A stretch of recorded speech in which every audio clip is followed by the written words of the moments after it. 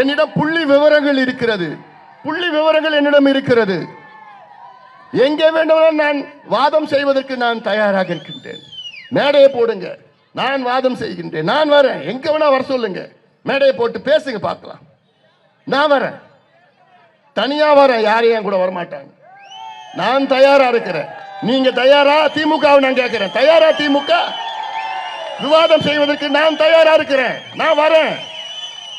சமூக நீதி பத்தி விவாதம் செய்வோம், சாதிவாரி கணக்கெடுப்பு பற்றி விவாதம் செய்வோம், இடஒதுக்கீடு பற்றி விவாதம் செய்வோம், 69 விழுக்காடு இடஒதுக்கீடு பற்றி விவாதம் செய்வோம். பட்டியலின மக்களுக்கு நீங்கள் என்ன செய்தீர்கள் என்று, அதற்கு வன்னியர்களுக்கு நீங்கள் என்ன செய்தீர்கள் என்று அதற்கும் விவாதம் செய்வோம். நான் தயாரா இருக்கிறேன். நான் வரேன். வரமாட்டாங்க, வரமாட்டாங்க. ஏன்னா ஒன்றும் செய்யல. அதனால இதையெல்லாம் நீங்கள் சிந்தியுங்கள். இது ஏதோ ஒரு ஜாதி பிரச்சனையோ, மத பிரச்சனையோ, இன பிரச்சனையோ, மொழி பிரச்சனை கிடையாது.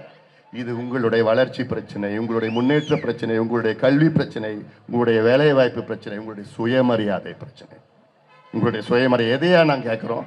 நாங்க சுயமரியாதையுடன் வாழணும், அவ்வளவுதான்.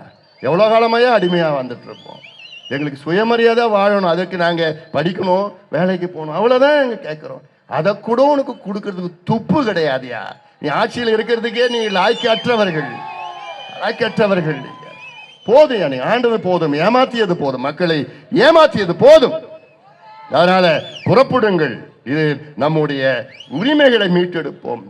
அரசியல் சாசனத்தில் நமக்கு எத்தனையோ உரிமைகள் கொடுத்திருக்கின்றார்கள். அதில் 10 உரிமைகளை நான் தேர்வு செய்து அந்த பிரச்சாரத்தை நான் மேற்கொண்டிருக்கின்றேன். அதனால தான் ஊரா போயிட்டு நம்ம உரிமைகளை நாம் மீட்டெடுப்போம். இந்த உரிமைகள் நமக்கு கல்வி உரிமைகள், விவசாயம் உரிமைகள், சுகாதாரம் உரிமைகள், வேலை வாய்ப்பு உரிமைகள், பெண்களுக்கு பாதுகாப்பு உரிமைகள், சுற்றுச்சூழல், இப்படி போன்ற பல உரிமைகளை நமக்கு மீட்டெடுப்போம். அந்த உரிமைகள் நாம் கேட்க வேண்டும். கேள்விகள் கேளுங்கள்.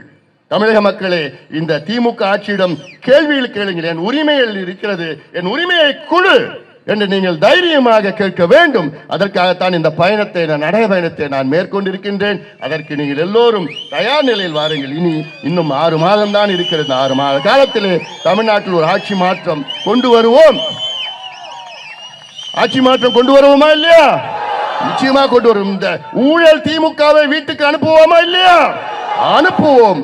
இதை ஒவ்வொருவரும் நீங்கள் முடிவு செய்து, ஒவ்வொரு இளைஞர்களும், அனைத்து தரப்பு மக்கள், பெண்கள், பெற்றோர்கள், மாணவர்கள், இளைஞர்கள், விவசாயிகள், அரசு ஊழியர்கள், ஆசிரியர்கள், நெசவாளர்கள், மீனவர்கள், தொழிலாளர்கள், வியாபாரிகள் போன்ற அத்துணை வர்க்கத்தை சார்ந்தவர்கள், உழைக்கின்ற வர்க்கத்தை சார்ந்தவர்கள் அத்துணை பேரும் முடிவெடுங்கள். இந்த ஊழல் திமுக, மக்கள் விரோத திமுகவை வீட்டுக்கு அனுப்புவோம் என்று நீங்கள் எல்லோரும் சபதம் எடுக்க வேண்டும், உறுதி எடுக்க வேண்டும்.